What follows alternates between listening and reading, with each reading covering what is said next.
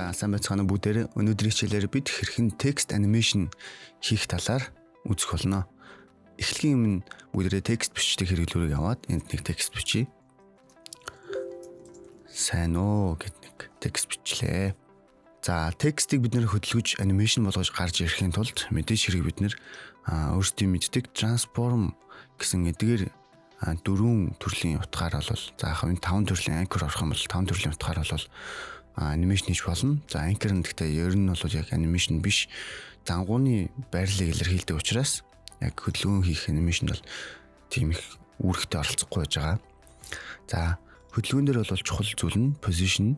За мэдээж хэрэг бид нэг position-ыг өөрчлөөд текстийг ингээд аль нэг газараас нь ч юм уу гарч ирж байгаа байдлаар бол хийж үүсгэж болно. За жишээлбэл энэ дээрээс гарч ирж байгаа ч гэдэг юм уу, хажуудлаас гарч ирж байгаа ч гэдэг юм иймэрхүү байдлаар. Тэгээд дээрэс нь энэ нь өөрөө гарч ирэх явцсан дундаа scale буюу үндсэн хэмжээ нь томрох, жижигрэх байдлаар өөрчлөгдөж бас болно.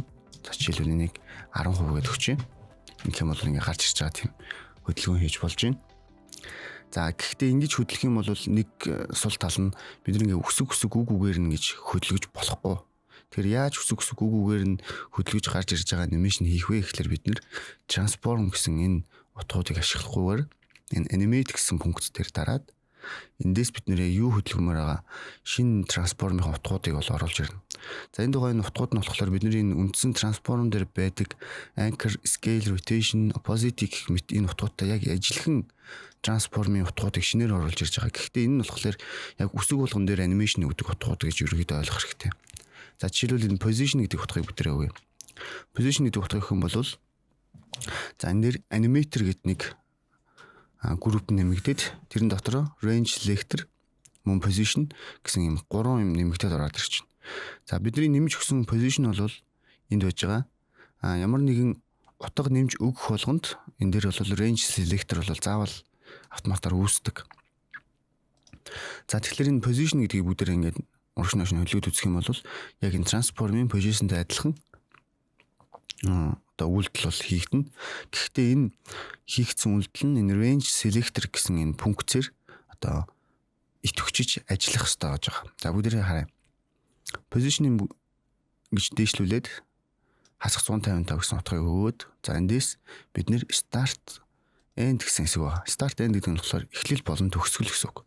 За нэг үндсэндээ энэ нь бичиглэлийн хамгийн эхнээс хамгийн төгсгөл хүртэлх хоорондох зайг бид нэр 0-оос 100% гэж дүгнэж үзээд энэ хоорондоо ямар хөдөлгөөн оруулах вэ гэдгийг одоо анимашн болгож хөдөлгөж харуулна гэсэн үг. За мэдээж хэрэг энэ хооронд юу явах вэ гэхээр range selector-ийн доор орсон энэ утгын одоо анимашн явагдана. За нэг үндсэндээ бид нэр position-ийн дээшээ 155 гэдээ өгсөн. За тэгвэл одоо эндээс бид нэр төгсгөлийн ингээд урагш нь 0 руу аваачаад бүх утгууд нь доотлын position гэсэн энэ утгыг авахгүй болчихж байгаа. За 1 секундын дээр ирэхэд энийг 100% буюу бүх утгууд нь авна гэдэг юм бол бүгд ингээд дээшээгээ энэ утгыг ингээд нэг нэгээр аваа авчихна. За тэгэхээр 100% гэдэг чинь өөрөө 0-оос 100% хүртэл бүгд орчиж байна гэсэн үг. За эхлэл төгсгөл бол яг энэ текстний эхлэл болон төгсгөлийг илэрхийлж байна. За offset гэдэг бол харин текстний эхлэл төгсгөлийн хооронд байгаа энэ зайг яг энэ хэмжээгээр нь урагш нааш нгүүлэхийг хэлж байгаа. За жишээлбэл бид нар энийг 0 гэх юм бол яг энэ 0-оос 100 хүртэл эхлэл төгсгөл нь яг энэ дээрээ байж гэнэ гэсэн үг. За энийг ингээд ойлгочих болно бид нар эндээс. Ингээд. За энэ бол энэ хоорондох зай 100% гэдээ ойлгочих. Нэг. За энэ бол энэ хоорондох ингээд 100% зай. За тэгээ бидний position-ыг offset-ийг ингээд гүйлгэж харъя. Эндээс. Хасах 100% гээд. Тэгэх юм бол бид нэр энэ position дээр за ийм анимашн хийж байгаатай адилхан. Нүнцэндээ энэ offset бол яг доотлын position гэсэн энэ утгыг яг аль хэсэг дээр нөхөө гэдгийг одоо дээдлэлтэн зааж өгсөн хоёр утгыг бол ингээ урагш нааш гүйлгэж одоо өгч гэнэ гэсэн үг. Тэгэхээр энийг маш сайн ойлгож чинь доор өгсөн утгуудын анимашнуудыг бид нэр хийх хэрэгтэй гэж байгаа. За энэ дээр чиглэл бид нэр position дээр нэмээд scale гэдэг өгч юм. За тэгэхээр бол дахиж animate гэж өгөх шаардлага байхгүй. бид нэгэнт өгөгдсөн энэ аниматор 1 гэснийхээ артал байлж байгаа add гэсэн товчон дээр дараад scale гэсэн анимашныг утгыг өгчээ. За scale гэсэн утгыг өгөх юм бол бид текст маань эндээс ингээд дээшээ болж байна. Одоо харин дээрээс доошоо гарч ирэх хөдөлгөөнийг хийхин тулд эндээс хоёр утгын байршлыг солиод за энэ сүүлийн утга бол хэрэггүй, нэг урт талтанд тавьж хагаад энэ ингээд хойш нотлогч. За тэгэх юм бол энэ ингээд хойшоо өгөөд гар авчиж байна гэсэн үг л дээ. За нэг тур арилгач. За ингээд дээрээс доошоо бууж ирнэ. За тэгвэл дээрээс доошоо бууж ирэхдээ мэдээж иргэн дээр байгаад байгаа. Дээр яаж байлгахгүй байх вэ гэхээр scale-ийг багасгаж болно. Эсвэл бид энэ дээр opposite өгөөд opposite-ийн хэмжээг нь 0 болгочих болно. За scale-ийг бид 0 болгочих. За тэгэх юм бол scale нь томорч дээрээс гарч ирнэ гэсэн үг. За иймэрхүү байдлаар. За мөн энэ дээр rotation болон бусад өөр одоо анимашн хөдөлгөөнүүдийг хийж болно. За жишээлбэл энэ ингээ гарч ирж явах та дэлээж гарч ирдэг ч юм уу. Иймэрхүү байдлаар. За энэ дээр бидний хамгийн ойлгох ёстой нэг чухал зүйл бол текстэн дээр animate гэдэг нэмээд ямар нэгэн анимашн өгөх утгыг бол оруулж болно. За энэ утгуудыг өгөхөд энэ доор animator 1 гэсэн групп нээгдэнэ. Энэ групп нь болохоор дотроо range selector гэсэн нэг бас sub group буюу туслах групптэй. За энэ туслах групп нь болохоор бидний өгсөн position ч юм уу, scale ч юм уу энэ доор өгсөн эдгээр утгуудыг хэрхэн аль хэсгийн анимашнд оруулах, аль хэсгийн анимашнд оруулахгүй байх, аль хэсгээс нь эхэлж гарч ирэх, аль хэсгээс нь эхэлж алга болох уу гэдэг ч юм уу. Тиймэрхүү одоо range-ийн буюу сонголтын одоо хамар хүрээг одоо илэрхийлэх тийм групп гэсэн үг.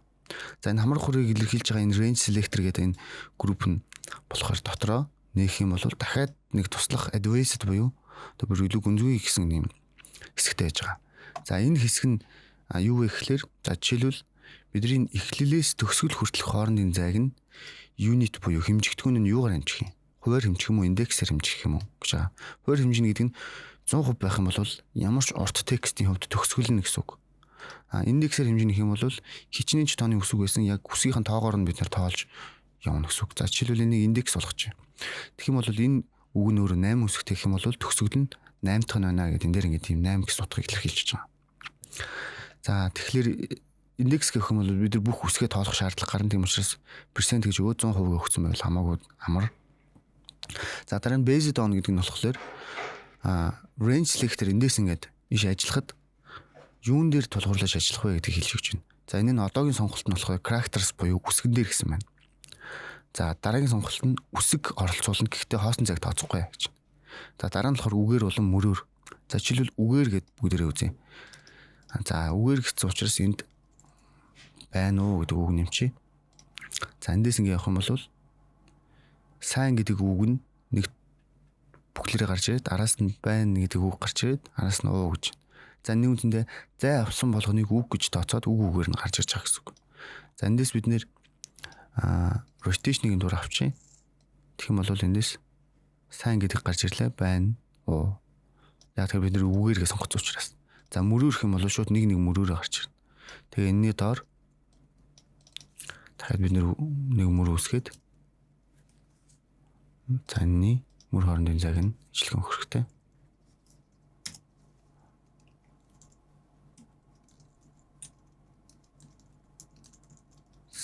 Сайн байна уу. За ингэж өгч. За одоо яг хөглөр ингээ хоёр мөрөөр гарч ирнэ. Дээдлийн нэг мөр гарч ирээд доотлын нэг мөр, хоёр мөр гарч ирнэ гэсэн үг. За иймэрхүү байдлаар. За ингэж ерөөхдөө бол based on буюу тулгуурлах зүйл нь үсэг байх уу, үг байх уу, мөрөөр байх уу гэдгийг сонгоод өгчөж байгаа. За энэ өөр range selector буюу энэ хамар хүрээг илэрхийлж байгаа энэ дотроо багтж байгаа шүү. За үүний дараа болохоор mode гэж байгаа. За mode нь ямар ч үстэй юм бэ гэхээр за эндээс хоёр дахь мөрийг аваад хайчээ. Хоёр дахь мөрийг аваад за mode нь ямар учиртай юм бэ гэхээр энэ add гэдэг нь болохоор мэдээж range selector эхлэхийн өмнө болохоор юу ч байхгүй 0 гэсэн утгатай байж байгаа. Range selector ороод ирэхлээр энийг нэмэх буюу яг range selector-ийн давхцаж байгаа сүд нөрөө нэмэгдэх байдлаар өсгнүүд нь гарч ирнэ гэдгийг илэрхийлж байгаа. Эсвэргээс нь subtract гэх юм бол үгнүүд нь байжгаад алга болоод явна гэсэн үг. Дээшээ хасагдаад явчихна гэсэн үг. Тэгээд давхцаж байгаа хэсэг баг утга, дээд утга, ялгарал гэх мэт байдлаар илэрхийлж явчихна. Гэхдээ бидэрт ерөөхдөө бол айд гэсэн үндсэн функцэл ер нь байнга ашиглагдана. Бусдыг нь бол нэг тийм ашиглах шаардлага бол гардуу байж байгаа. За amount гэдэг нь болохоор range selector нөрөө 0-100% хүртэл утгыг авахд энэ нь 100% өөрөө тийм хүчтэй яг шууд идэвхжих үү эсвэл 50% идэвхжүүлэх үү гэсэн байдлаар бид нэг багасгаж болно. За range selector одоо 100% хамаараагүй энэ текстэн дээр. Гэхдээ энэ нь өөрөө 50% утгыг авчиж байна. Тэр 0 болох юм бол range selector орсон ч ороогүй ч энэ нь юу ч явагдахгүй гэсэн юм. Юу ч явагдахгүй. Тийм учраас бид энийг 100% байж ич яг 100%-ийн дээдлийн доотлын position scale гэсэн эдгээрийг 100% уншина гэсэн үг. Үүний дараа болохоор shape гэж байна. За энэ дээрс хамгийн нэг чухал хэсгүүд нь болохоор бид нэр shape болон is high, is low гэсэн хэсгүүд байж байгаа. За shape-ийг ойлгохын тулд ингэж ойлгоно. За энийг оруулж ирээд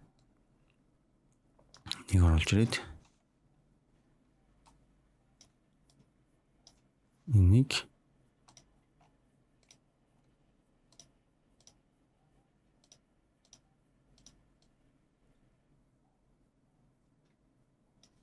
таа үгнээр ингэж дараалал өгч. За одоо энийг яах вэ гэхээр shape нөрөө одоо энэ дээрс square гэж байна. Square гэдэг нь нөрөө яг ийм дөрвөлжин дүрсийг хэлж байгаа. Тэгэхээр дөрвөлжин дүрс гэдэг нь энэ эндээс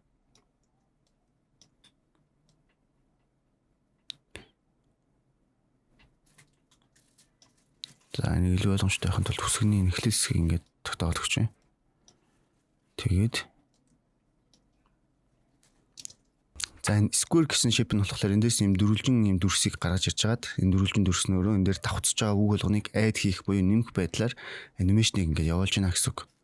За бид нар энэний square-ийн болохоор юуг нь анхаарах хэрэгтэй вэ гэхээр хамгийн эхлэлд энд ямар нэг юм уусалт байхгүй шууд ингээд давхцсан болгоныг хүчээр оруулж ирээд явчихж байгаа тийм хэмжигдэхүүн утга гэдээ ойлгочих болно. Энийг ингээд ramp up болгочих юм бол бид нэр ийм болчихно. За энэ нь болохоор одоо ийшээгээ ингээ гараа явж байгаа анимашн байна. Тэгэхээр ингэж ойлгоно гэсэн үг. Тэр энийг ингэж ойлгоно гэсэн үг. Ингээд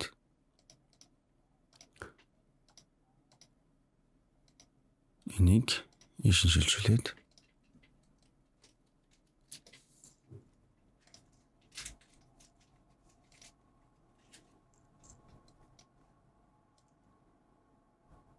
энийг яг ингэж ойлгоно. Энэ ramp up гэдэг нь болохоор энэ уусалттай төрөл гэсэн үг. Уусалттай юмыг ийш нэг гаргаж ирээд явчихж гэнэ гэсэн үг. Тэгэхээр бид нар ийм ramp up-аар хийх юм бол ер нь нэлийн уусалттай буюу эхний хэсгүүд нь их ороод сүүлийн хэсгүүд нь бага ордог. Тиймэрхүү байдлаар анимашн хийж байгаа. Ийм учраас ramp up анимашн хийх юм бол бид нэр offset-ийг аль нэг тал руу нэцэстэн тулгаад тэгжиж нөгөө тал руу гарч явж байгаа байдлаар хийх хэрэгтэй. За тэгэхээр эхний башлыг үлээшн хойш нь нэцэстэн тулгаад тэр нь яаж юм гэхээр энийг ийш нь ингээд гаргачих чинь гэсэн үг. Тэгээд эндээс ингээд явхад анимашны шиг гарч ирж байгаа. За багш нь бол энийг ингээд нүдэнд илүү дүрслэлтэй харагдаад ойлгомжтой байхын тулд бол энэ дүрсийг энэ дэр ингээд тод зурж харуулад байгаа юм. Тэгэхээр энд яг үндэ цаана юу болж байгаа гэдгийг ойлгох юм бол бид нэр дараа нь энийг чэйжлээд авах шаардлага байхгүй. Шууд дүрсүүдээ ингээд сонгоод хийх явчих юм бол ийм анимашн бидний ийм анимашн хийхин тулд энийг сонгох хэрэгтэй юм байна гэдэг мэдээд авчих нь хамгийн чухал гэсэн үг. За ийм болж байгаа. За энэ дээр нэмэгдээд энэ smoothness гэдээ ороод ирчихнэ эндээс. Shape-ийг хэрвээ square явах юм бол бид нэр smoothness орж ирнэ. Smoothness нь болохоор энэ үзүүр нь илүү smooth болгоно. Ramp up байх юм бол smoothness байхгүй байна гэсэн үг. За тэгээд smoothness нь ramp up дээр харин яаж орж ирэх вэ гэхээр энэ is high бол is low дээр орчихно. За is high гэдэг нь болохоор энэ дүрсийн эхлэл хэсгийн энэ хэсгийг илүү ишиг юм smooth болгоно гэсэн үг. Яг нэг анимашны curve дээр бид нэр smooth болгож татаж сонгож өгдөг шиг. За is low гэдэг нь болохоор энд байгаа энэ хэсгийг илүү smooth болгож өгнө гэсэн үг. За нэг үндсэндээ бид нар энийг нэлийн smooth ингээд 100% болгочих юм бол бид нар энэ дүрсийг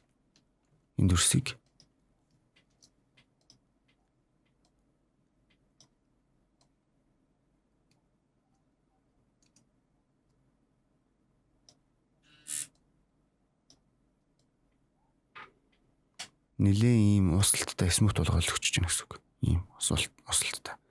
За is high-ыг ингээд смут болгох юм бол тэр энэ дүрсийг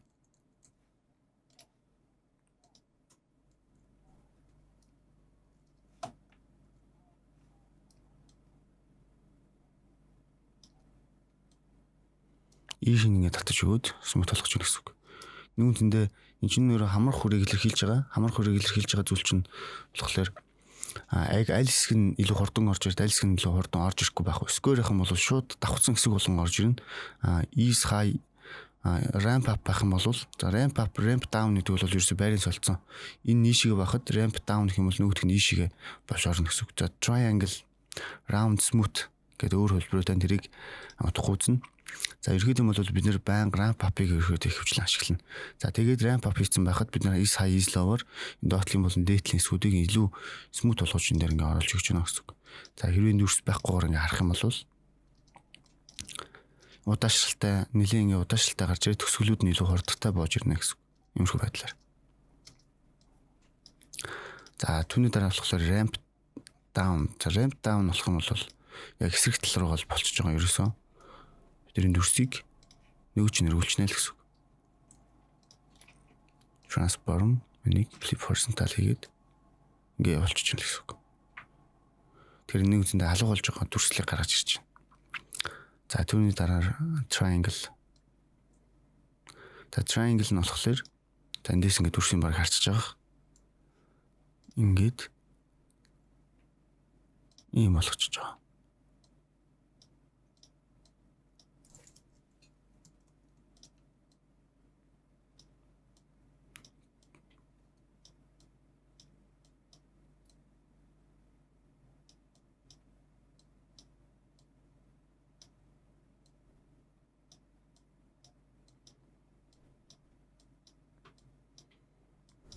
За иймэрхүү төрс болгож байгаа. Ер нь бол.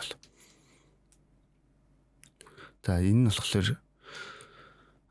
нэг юм эхлэл төгсгөл хоёр нь ууслалтай. Тэгээд дундлын хэсэг нь илүү хүчтэй одоо хамар хүрээ илэрхийлж байгаа тийм дүрслэл болгож байгаа. Тэгэхдээ энэ раунд гэж байна. Раунд нь бүр илүү юм ууслалтай юм дүрс.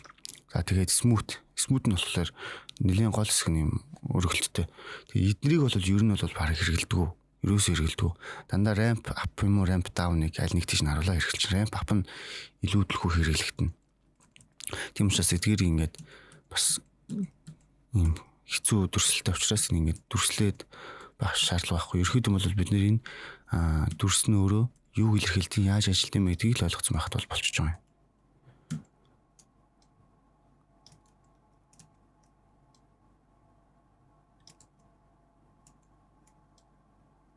За иймэрхүү байдлаар. За тэгэхээр ингэж бол бидний нөгөө энэ гарч ирж байгаа сонголтын хэсгийг энэ advanced хэсгээр бол ажиллана. Randomize order хийчих юм бол рандомаар шууд гарч ирнэ. Нэг үндсэндээ энэ эхлээсээ төгсгөл рүү уусгалтай байдлаар биш. Энэ тэндээс ингэ гарч ирнэ гэсэн үг. Бид нар энийг ерөөсөө асаана, унтраана гэсэн тохиолдолтой.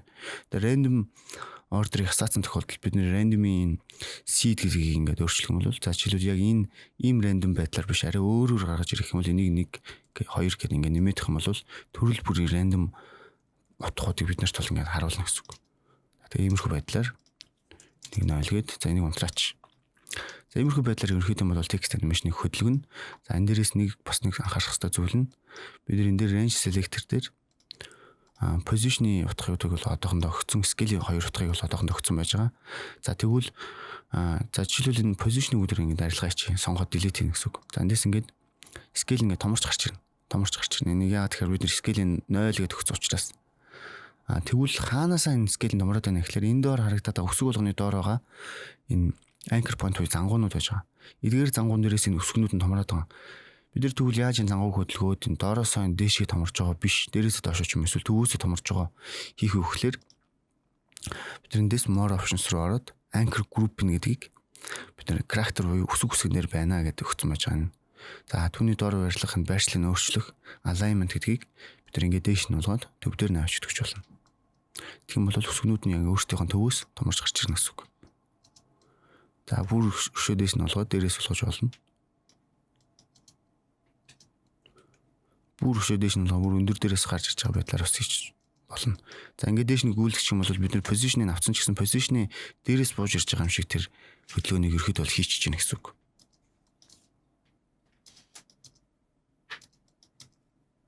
За иймэрхүү байдлаар бид нэр нэмсэндээ зангуугийнхын байршлыг өөрчилснөөр бас позишн анимашныг бид нэр цөөн юмар харуулж болж байна гэсэн үг. За энэ дээрээс бид нэр аниматор дээрээс range selector байж байгаа скейлийг аваач. Тэгсэн ч гэсэн энэ аниматор бол байж лана. Яг тэр бидний аниматор ингэ сонгох хэсэг нь өөрөө ингэ энэ хооронд гүгээд байгаа гэсэн үг. За энэ дээр нэмээд за rotation-ыг өгч. Rotation-ыг хийж нэргүүлээд иймэрхүү байдлаар хөдлөн гэсэн үг. За мэдээж хэрэг шинээр гарч ирж байгаа бол байхгүй байх хэвээр. За тэгэхээр бид нэр дахиад скейлээр жижигрүүлж болно. За мөн opposite-ийг өгчөж болно. 0 болгоод өгч. Тэгэхээр range selector-ын доороогоо эдгээр утгуудыг л range selector ингээ сонгоод идэвхжүүлээд байна л гэсэн үг. За тэгснэ дахиад position өгөөд бидний position-ыг ишин жонгуулж болно. Иймэрхүү байдлаар. За эндээс нэг сонирхолтой зүйл нь болохоор бид нэр эндээс position-ыг 3 хэмжигдэхүүн болгож болно. Тэр нь болохоор add гэдэг дээр дараа property гэж дараад enable per character 3D гэдгийг харчихна. Ингэм бол яг үгээр бид нар эндээс position өгсөн. Position, rotation гэсэн утгууд нь энэ дээрээс x, y, z гэсэн энэ 3 хэмжигдэхүүн утгууд ороод ирж байгаа. За нэг үндсэндээ бид нар энийг ингээд ийш нь эргүүлээд босгож ин тэгвэл z rotation хийсэн. Одоо нэг y rotation хийгээд бид нар ингээд цааш нэг юм хавтгай юм шиг болгож болно. За жишээлбэл энийг харъя. Ингээд иймэрхүү байдлаар эргүүлээд дээш нь ч юм эргүүлээд гэх мэтлэн 3 хэмжээсээр эргүүлж болно гэсэн. За иймэрхүү байдлаар opposite-ийг аваад тавьчих. Энэ дээрээс scale гэдэг хэмжигдэхүүнийг оруулж ирээд scale-ийг 0 гээд